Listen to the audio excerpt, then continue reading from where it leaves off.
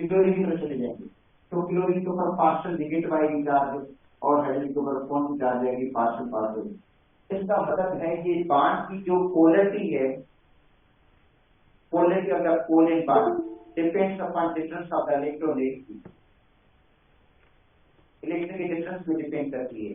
जितना डिफरेंस ज्यादा होगा, हद से ज्यादा होगा इलेक्ट्रिक का, उतनी पोलरिटी भी क्या होगी, ज्यादा होगी, बांड ज्यादा पोलर बन जाएगा। अच्छा, जो पोलर बांड होता है वो ज्यादा स्ट्रॉन्ग बांड होता है, ज्यादा स्ट्रॉन्ग बांड बन जाएगा, उसकी बांड लेंथ क्या हो जाएगी,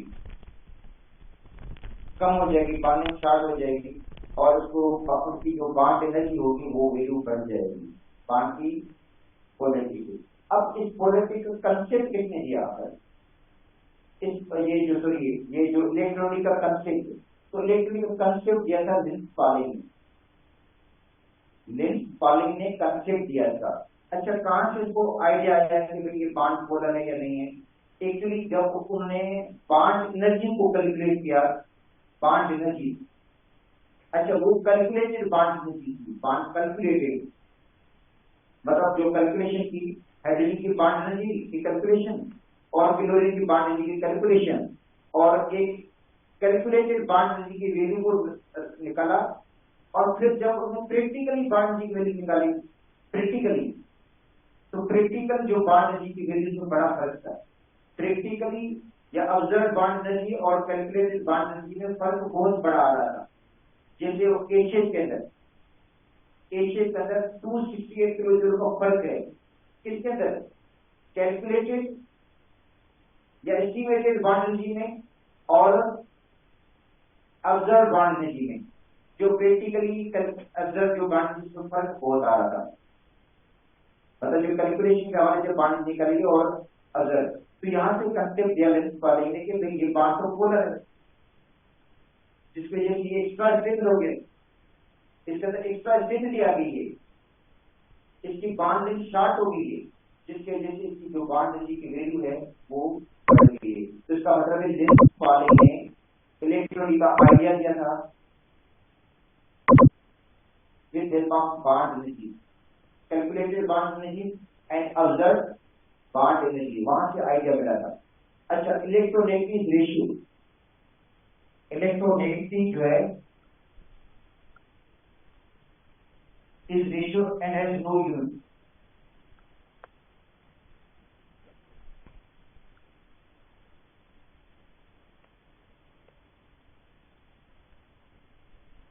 इसका कोई यूनिट भी नहीं है और हाईएस्ट जो इलेक्ट्रॉनिक वैल्यू है वो क्लोरीन की। इसका मतलब एक न्यूमेरिकल वैल्यू है 4 जो सबसे हाईएस्ट है और बाकी जितने भी एलिमेंट्स हैं उनकी इलेक्ट्रॉनिक वैल्यूज क्लोरीन से कंपेयर करके निकाली जाती है। ठीक है, तो इलेक्ट्रोनेगेटिव जो है ये इनवर्सली प्रोपोर्शनल है एटम के साइज के।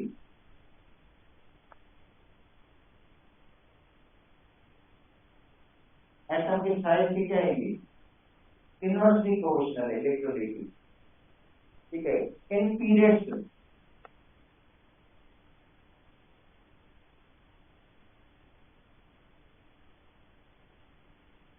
from left to right,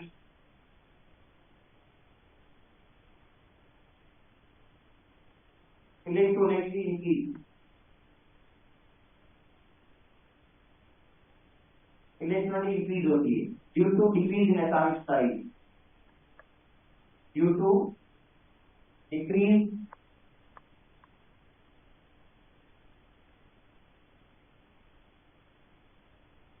in atomic size। तो पीरियड्स के अंदर लेफ्ट टू राइट जाएंगे तो इलेक्ट्रिक वैल्यू में आपको इजाफा नजर आएगा क्योंकि साइज छोटा हो जाता है। In groups from top to bottom,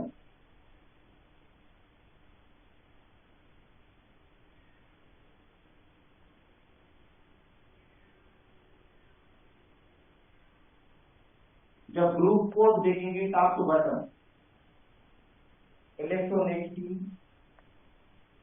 decrease, तो इलेक्ट्रॉनिक में कमी नजर आएगी ड्यू टू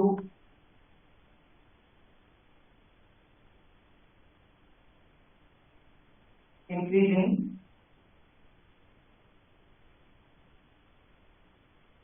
एटॉमिक साइज। अच्छा, electronegativity of alkali metal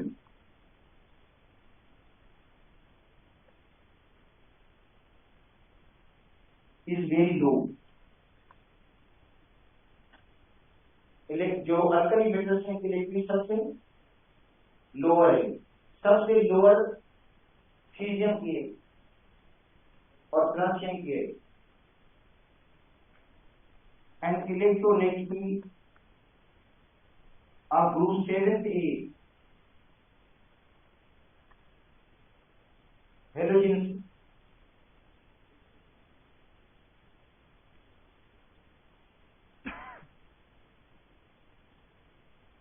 is very high. सातवें ग्रुप वालों के लिए सबसे हाई है। जो फ्लोरीन की भी हाई है वैसे पूरे के अंदर पीरियड के अंदर, सेकंड पीरियड के अंदर। तो हर पीरियड के अंदर सातवें ग्रुप वालों के लिए सबसे क्या होगी, हाईएस्ट होगी। अच्छा, तो हम चले जाते हैं लेफ्ट टू राइट। देखो लिथियम, लिथियम है 1.0, उसके बाद है बेरिलियम 1.5 टेक्निकली, उसके बाद है बोरान 2.0, कार्बन 2.5, नाइट्रोजन 3.0, नाइट्रोजन 3.1 भी लिखी हुई है, ऑक्सीजन 3.5, क्लोरीन 4.0। तो ये सेकंड पीरियड है जिसको हम कह सकते हैं सबसे मोर इलेक्ट्रोनेगेटिव पीरियड। जैसे अभी एक ग्रुप बता रहे थे कि मोर इलेक्ट्रोनेगेटिव ग्रुप सातवां है, लेस इलेक्ट्रोनेगेटिव ग्रुप फर्स्ट है, तो हम कह सकते हैं सबसे मोर इलेक्ट्रोनेगेटिव जो पीरियड है वो कौन सा है, ये बेटा सेकंड पीरियड है ना।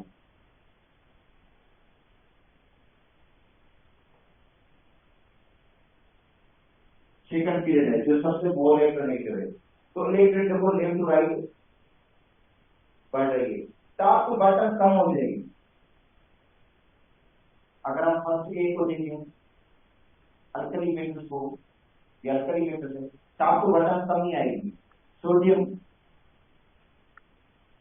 0.9, और ये वैल्यू याद भी करने हैं आपको क्योंकि काम आती है। सोडियम, पोटेशियम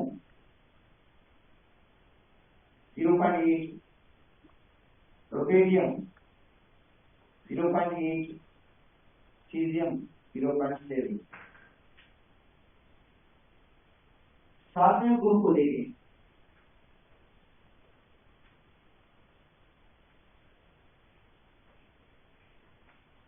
ठीक है, सातवें ग्रुप को क्लोरीन, उसके बाद क्लोरीन 3.0, ब्रोमीन 2.8, आयोडीन 2.5, एस्टाटीन 2.2।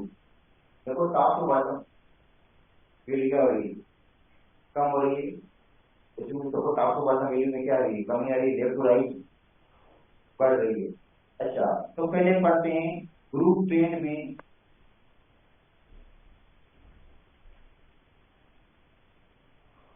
इस बात के लिमिट,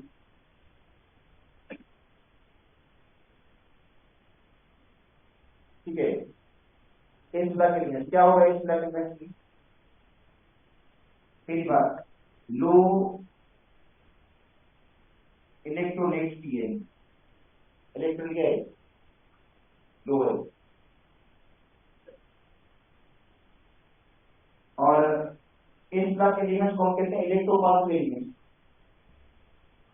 तो इनको कह सकते हो electropositive element.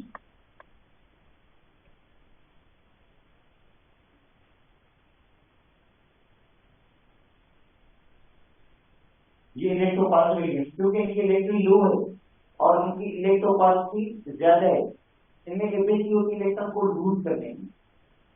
They give out electron, ये इलेक्ट्रॉन क्या कर देते हैं, लूज कर देते हैं। दो आईसी है जिनके इलेक्ट्रॉन लूज करते हैं उनको कहेंगे इलेक्ट्रोपॉजिटिव एलिमेंट, इनकी इलेक्ट्रॉनिक वेल क्या होगी, दो होगी। अच्छा, अब टॉप टू बॉटम क्या होगी, टॉप टू बॉटम क्या हो रही है, एस प्लस, इलेक्ट्रिक वैल्यू कम हो रही है, तो इलेक्ट्रॉन की decrease from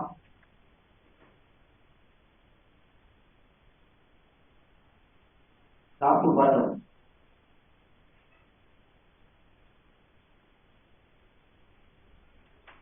electronegativity of group taken A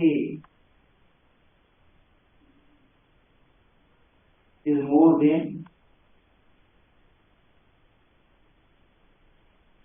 group first A।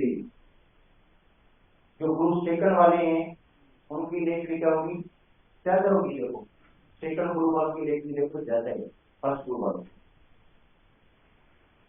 अगर आप सोडियम को कंपेयर करेंगे मैग्नीशियम के साथ, तो मैग्नीशियम की इलेक्ट्रिक कितनी है, 1.2। अच्छा उसके बाद कैल्शियम की कितनी है, 1.0। स्ट्रोंशियम की कितनी है, 1.0। बेरियम की कितनी है, सब मिलकर के 0.9 है।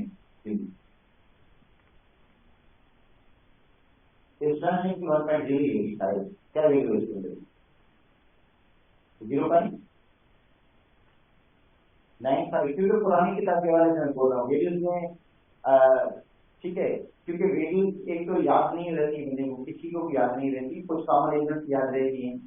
अच्छा दूसरी बात ये कि पुरानी किताब में 1.0 थी, अब नई किताब में 0 हुई था, लिखा हुआ तो कोई नहीं, मैं लिख देता हूँ यहाँ पे, इसकी 0.95 है, इसकी 0.9 है ना, ठीक है फिर बात।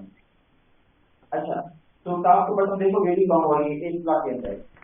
अगर हम बेसिक की पिरामिड के अंदर देखेंगे लेफ्ट कॉर्नर वाले एलिमेंट, लेफ्ट कॉर्नर वाले, लेफ्ट कॉर्नर में इस ब्लॉक वाले, तो ये लो इलेक्ट्रोनेगेटिव है, और बिल्कुल लोअर लेफ्ट कॉर्नर वाले जो है वो क्या है, इनकी इलेक्ट्रिक सबसे लो। अच्छा पी ब्लॉक वाले मोर इलेक्ट्रोनेगेटिव है, स्पेशली अपर राइट कॉर्नर वाले, अपर राइट कॉर्नर वाले, अपर राइट कॉर्नर भी ये तो अपर राइट कॉर्नर है ना, नाइट्रोजन भी आ गया, ऑक्सीजन भी आ गया, फ्लोरीन भी आ गया, ये क्या है अपर राइट कॉर्नर में मोर इलेक्ट्रोनेगेटिव एलिमेंट। कभी कभी ऐसा क्वेश्चन आ जाता है कि पीरियड से भी हवाले होता है कि पीरियड के किस हिस्से में मोर इलेक्ट्रोनेगेटिव एलिमेंट आपको मिलेंगे, किस हिस्से में।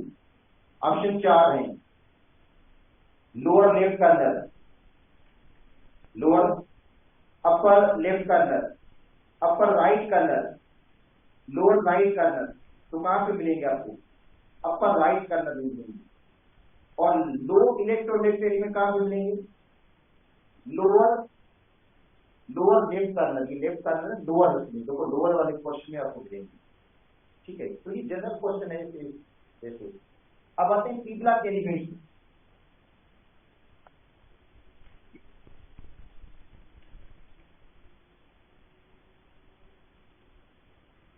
देखो पी ब्लॉक एलिमेंट वैसे हम कह सकते हैं कि ये अगर 4 ब्लॉक की कंपैरिजन करोगे, 4 ब्लॉक की कंपैरिजन करेंगे तो इसमें आपको मिलेंगे मोर इलेक्ट्रोनेगेटिव एलिमेंट मिलेंगे, इस पी ब्लॉक में आपको मिलेंगे। फ्लोरीन भी वहां पे मिल रहा है, ऑक्सीजन भी वहां पे मिल रहा है, नाइट्रोजन भी वहां पे मिल रहा है, फ्लोरीन भी वहां पे मिल रहा है, तो मोर इलेक्ट्रोनेगेटिव एलिमेंट आपको मिलेंगे पी ब्लॉक में। और ये ज्यादातर क्या होंगे, नॉन मेटल, ज्यादातर क्या है नॉन मेटल, इसका मतलब जिनकी इलेक्ट्रिक ज्यादा है वो नॉन मेटल, क्योंकि मेटल की इलेक्ट्रिक क्या होती है, कम होती है, नॉन मेटल की इलेक्ट्रिक क्या होती है, ज्यादा होती है, ठीक है। अच्छा अब आते हैं कि ग्रुप ट्रेन क्या है, पी ब्लॉक में ग्रुप ट्रेन क्या है, फिर आते हैं ग्रुप थर्ड में।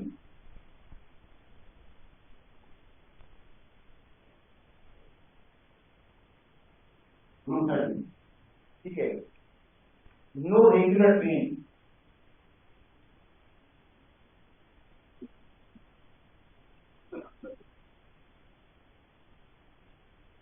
रेगुलर ट्रेन नहीं है इसका।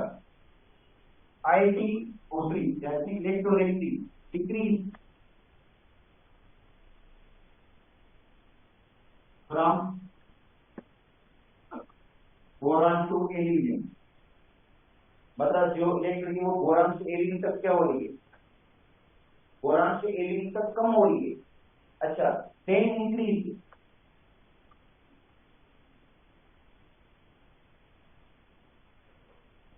From gallium to thallium, gallium से थेलियम तक वैल्यू में क्या हो रहा है, इजाफा हो रहा है due to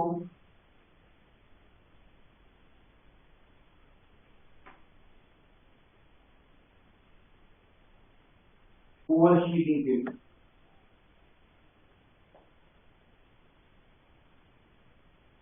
of 3D and 4s orbital electrons, 4 shielding पे होता है किसका, 3D और 4s ऑर्बिटल इलेक्ट्रॉन उनके जैसे इसके अंदर एरिया क्या रही है। अच्छा, अब आते हैं ग्रुप 4 to 7 चौथे से सातवें तक IPO3 electronegativity decrease regularly, IPO electronegativity decrease होगी रेगुलरली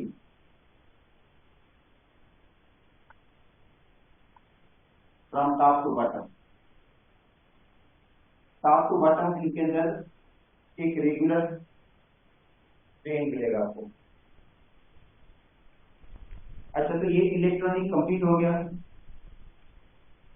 अब आते हैं इलेक्ट्रोपॉजिटिव, ये टॉपिक हमारे बुक में नहीं है किसी, मगर पढ़ना जरूरी इसलिए है कि इलेक्ट्रोपॉजिटिव या मेट्रिक कैरेक्टर बहुत ज्यादा अहम है।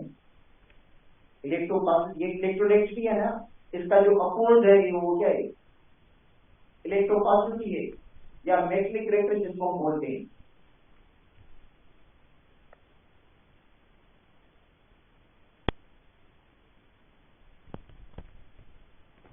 इलेक्ट्रोपॉजिटिव या मेटलिक कैरेक्टर,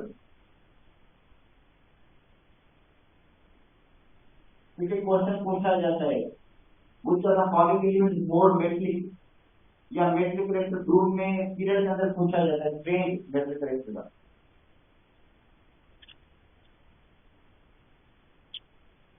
ठीक है, तो ये है the ability of an atom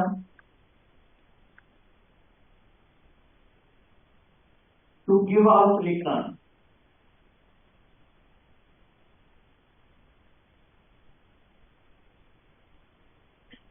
मतलब इलेक्ट्रॉन लूज करने की सलाहियत, वो इलेक्ट्रॉन को गेन करने का था, ये क्या है, इलेक्ट्रॉन लूज करने की जो सलाहियत है, इलेक्ट्रॉन देने की जो सलाहियत है, उसको हम क्या कहते हैं, इलेक्ट्रोपॉजिटिव बोलते हैं या metallic character.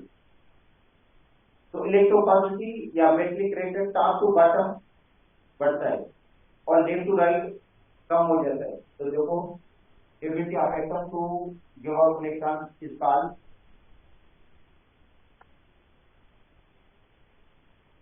Metallic character.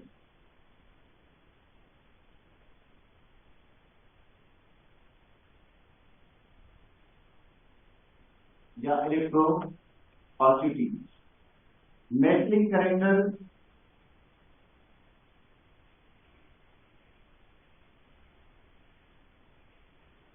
increasing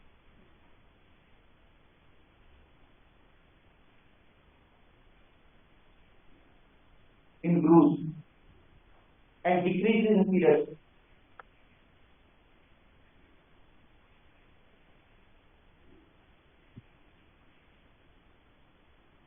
इसमें क्यों हो रहा है, तो देखो मेटलिक कैरेक्टर है इलेक्ट्रॉन को लूज करने की सलाहियत। अगर आप इलेक्ट्रॉन को लूज करने की सलाहियत देखें एस ब्लॉक एलिमेंट के अंदर, एस ब्लॉक एलिमेंट के अंदर देखें तो एस ब्लॉक एलिमेंट में आप देखोगे लिथियम से सोडियम जल्दी यूज करेंगे क्योंकि लो आईपी, सोडियम से पोटेशियम जल्दी यूज करेगा क्योंकि इसकी आईपी और लो है, सॉरी पोटेशियम से रुबेडियम, रुबेडियम से सीजियम जल्दी इलेक्ट्रॉन लूज करेगा। इसका मतलब है जिसकी आईपी लो होगी उसका मेटलिक कैरेक्टर क्या होगा, ज्यादा होगा। एक तो रीजन ये हो गया। अच्छा, दूसरा रीजन है electron population of the outermost shell, electron population of the outermost shell, outermost shell की इलेक्ट्रॉन पॉपुलेशन। तो मेट्रिक कैरेक्टर जो है वो इलेक्ट्रॉन पॉपुलेशन के लिए इनवर्सली प्रोपोर्शनल है। इलेक्ट्रॉनिक प्रोसेस आईटी के भी इनवर्सली है और इलेक्ट्रॉन पॉपुलेशन के भी क्या है, इनवर्सली प्रोपोर्शनल है। और आईटी ग्रुप के अंदर कम होती है और इलेक्ट्रॉन पॉपुलेशन की ग्रुप के अंदर क्या हो जाती है, कम हो जाती है। समझा देता हूँ इलेक्ट्रॉन पॉपुलेशन का भी, ठीक है। तो जो मैट्रिक्स कैरेक्टर है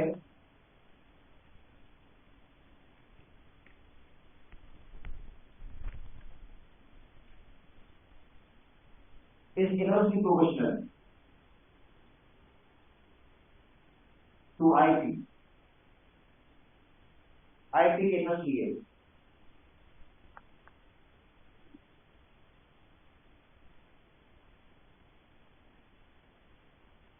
मैट्रिक्स कैरेक्टर इनवर्सली प्रोपोर्शनल है, electron population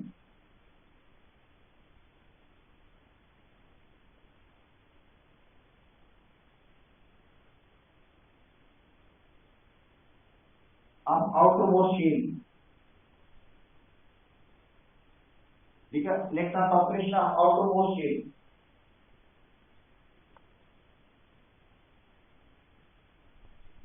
in groups from top to bottom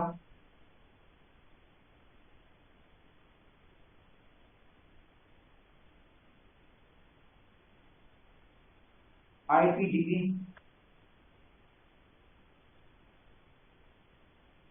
and electron population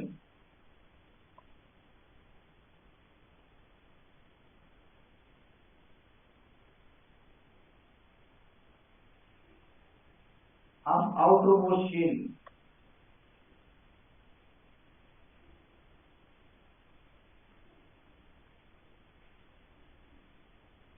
decrease,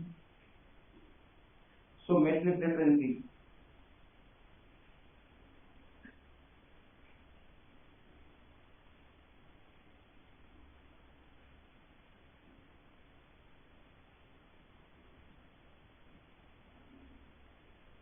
ठीक है, मेट्रिक रेट क्या हो जाएगा, इंक्रीज हो जाएगा। जब के लेफ्ट टू राइट जाएंगे आप लोग तो आईपी क्या होती है, बढ़ती है और इलेक्ट्रॉन न्यूक्लियस के साथ क्या हो जाता है, टाइटली बाउंड हो जाता है और वो जल्दी लूज नहीं होता। मेट्रिक रेट क्या होगा, कम होगा। नॉन मेट्रिक रेट क्या होगा, बढ़ेगा left to right. Non metric rate left to right बढ़ता है, जबकि मेट्रिक रेट क्या हो जाता है, कम हो जाता है। इसका मतलब सबसे ज्यादा मेट्रिक एलिमेंट वो होगा जो सबसे जल्दी लूज करेगा, मतलब जो सबसे जल्दी लूज करता है वो सबसे क्या है, मेटलिक है। तो सबसे ज्यादा मेटलिक चीजें,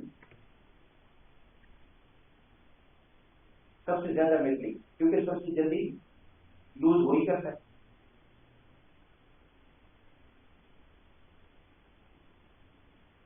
अच्छा, तो अब आते हैं electron population of the outermost shell.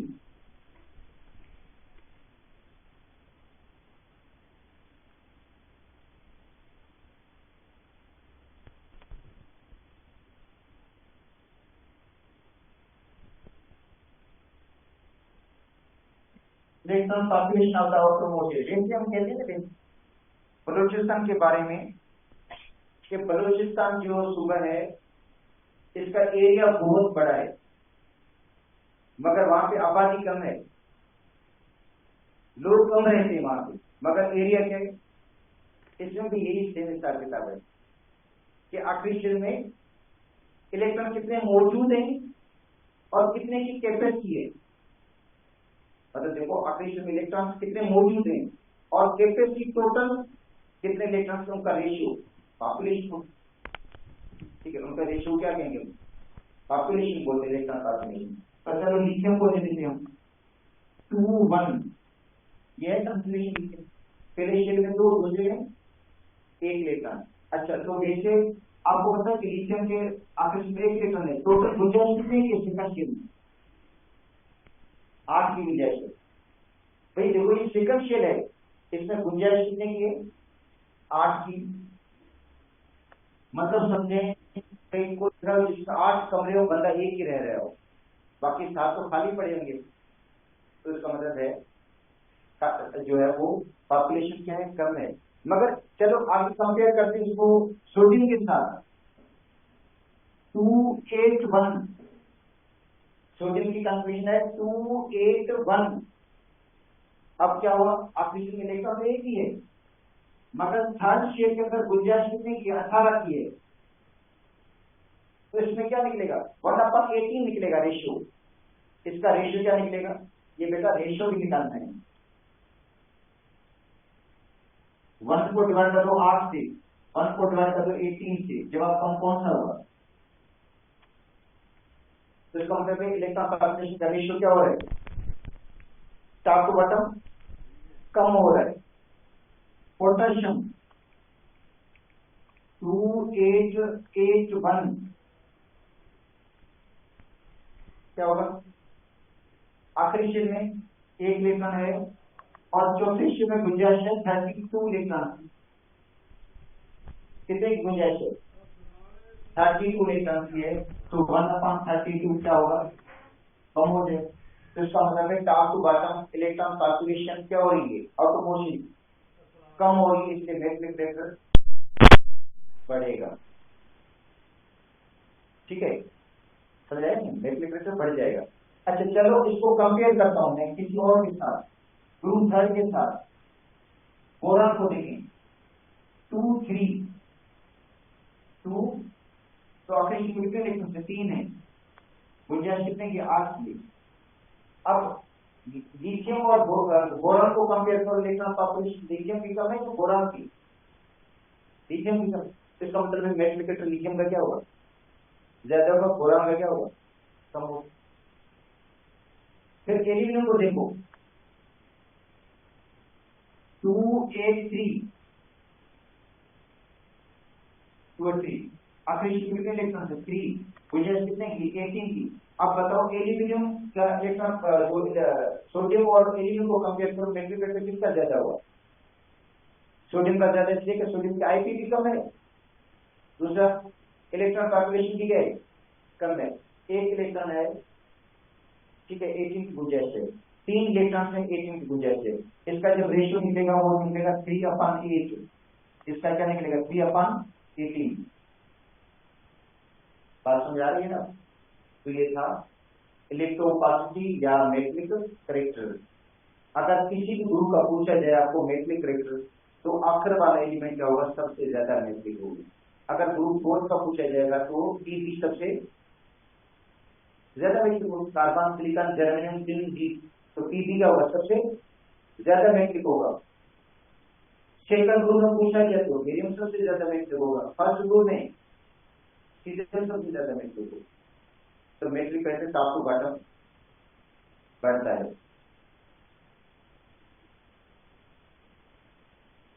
ठीक है, अब आते हैं जो बुक का टॉपिक है, ऑक्सीडेशन स्टेट। क्या लिखा हुआ है, ऑक्सीडेशन स्टेट है ना, क्या और कोई टॉपिक,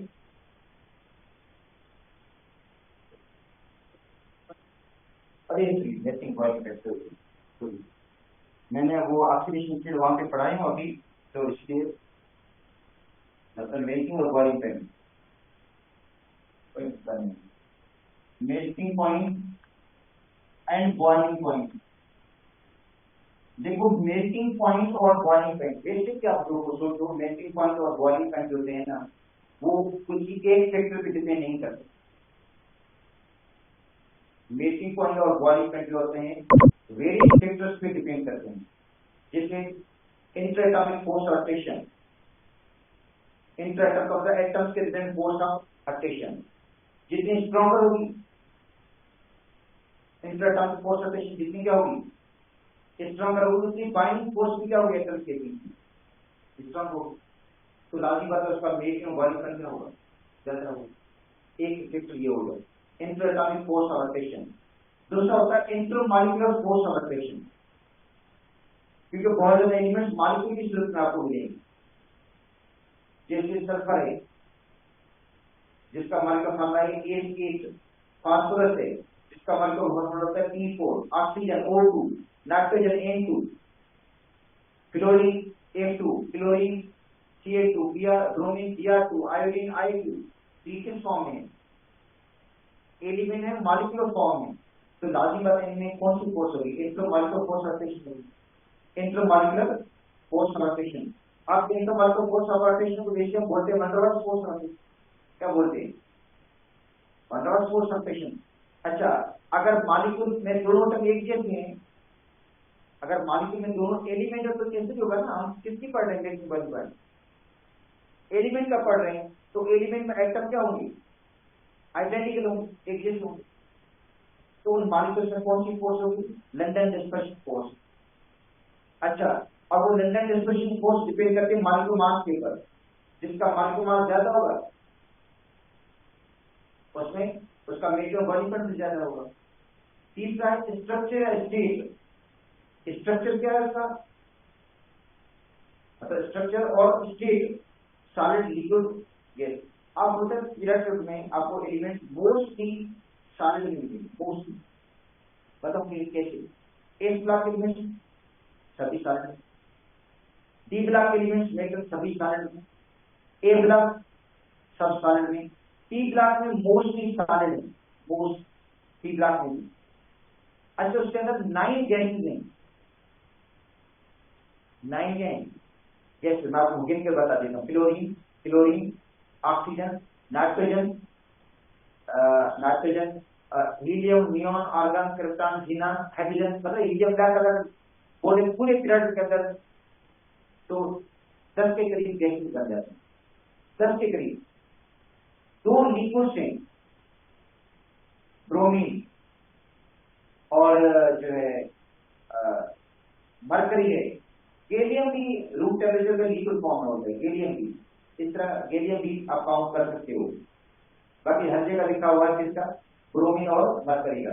ये लिक्विड बाकी सब हैं सॉलिड होते हैं, तो लाजिम बात है सॉलिड में फोर्स रोटेशन क्या होगी? स्ट्रॉन्गर होती है, तो उनका मेल्टिंग पॉइंट पर क्या होगा? ज्यादा होगा। किसके मुकाबले में? लिक्विड के मुकाबले में गैस का मेल्टिंग पॉइंट क्या होगा? और कम होगा। तो इसका मतलब है पीरियड के अंदर एलिमेंट्स जो है इसलिए है कि इसका कोई खास ट्रेंड बन नहीं पाएगा मेल्टिंग पॉइंट पर, मगर फिर भी हम पढ़ लेते हैं, कुछ आपको बता देते हैं, पीरियड के अंदर भी बता देते हैं, ग्रुप के अंदर भी बता देते हैं। तो देखो, melting point and boiling point depends upon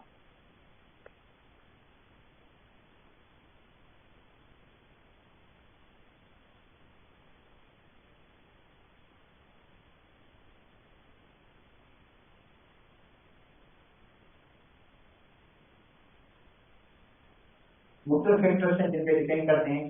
पहला है intraatomic force of rotation, number 2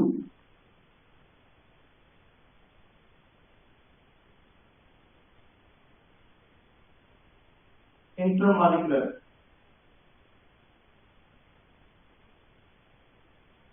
force of rotation, मतलब ये मॉलिक्यूल के लिए फोर्स रोटेशन, ये फोर्स उन एलिमेंट के लिए जो मॉलिक्यूल में पाई जाती है, मॉलिक्यूलर फॉर्म में मिलती है हमें, सल्फर, फास्फोरस, ऑक्सीजन, नाइट्रोजन, ठीक है, और या क्लोरीन, ब्रोमीन, आयोडीन, ये स्पेशल उनके लिए है। और जो जिनमें मेटलिक बॉन्ड है इंट्राटॉमिक फोर्स होगी। तीसरा है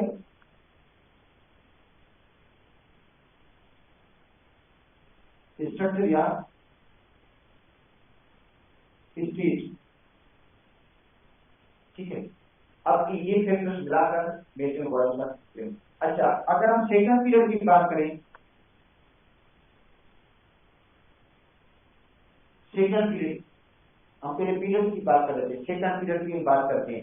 मेल्टिंग पॉइंट का सेकंड पीरियड के अंदर क्या होगा? सेकंड पीरियड में पहले कौन आता है? लिथियम, उसके बाद बेरियम, उसके बाद बोरान, उसके बाद कार्बन, उसके बाद नाइट्रोजन। नाइट्रोजन होती है मॉलिक्यूलर फॉर्म, इसलिए मैंने N2 लिख रहा हूं। उसको क्या लिख रहा हूं? या तो पता चले नाइट्रोजन फॉर्म में, मॉलिक्यूलर फॉर्म में, बाकी इनके अंदर इंटरएटॉमिक फोर्स एफिशिएंट होगी एटम्स कितने। अब यहाँ पे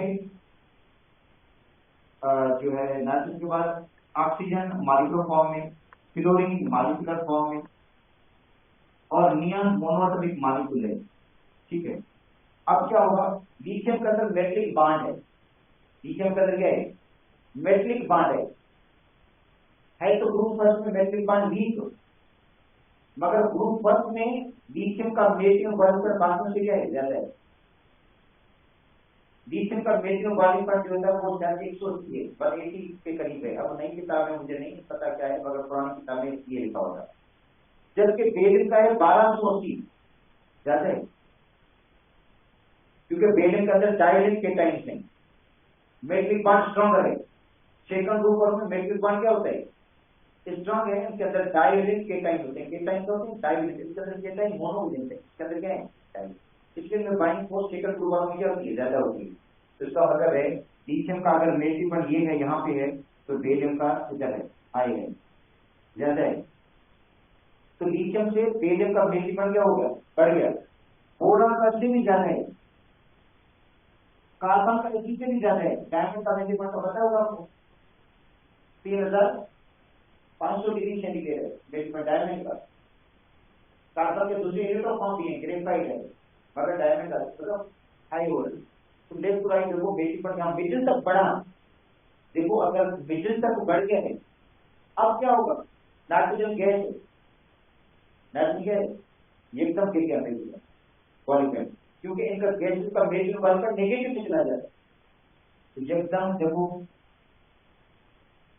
कम हो गया। फिर ऑक्सीजन भी क्या है, गैस से कम हो गया, फ्लोरीन भी क्या है, गैस से कम हो गया, नियॉन भी क्या है, कम हो गया। इसका मतलब है मेल्टिंग ऑफ बॉइलिंग पॉइंट कहां तक बढ़ा, मिड तक बढ़ा है, देन डिक्रीज हो गया एकदम, क्योंकि ये स्ट्रक्चर चेंज हो गया। यहाँ पे सॉलिड था, ये सब क्या था, ये एकदम क्या आ गया, डिस्क्रीट आ गया स्ट्रक्चर, गैस। और इनमें माइक्रो फोर्स ऑफ प्रेशर क्या थी, वीकर थी, इसकी कम हो गई। समझो, डायमंड के अंदर कोलिन पाने नेटवर्किंग होती ज्यादा हो गया, ठीक है। तो इसका मतलब मेल्टिंग पॉइंट जो है वो मिड तक बढ़ा है, गेन कम हो गया। तो ये पीरियड की बात है, आप थर्ड पीरियड कल पढ़ेंगे और एक ब्लॉक एलिमेंट और एक ब्लॉक एलिमेंट कल डिस्कस करेंगे।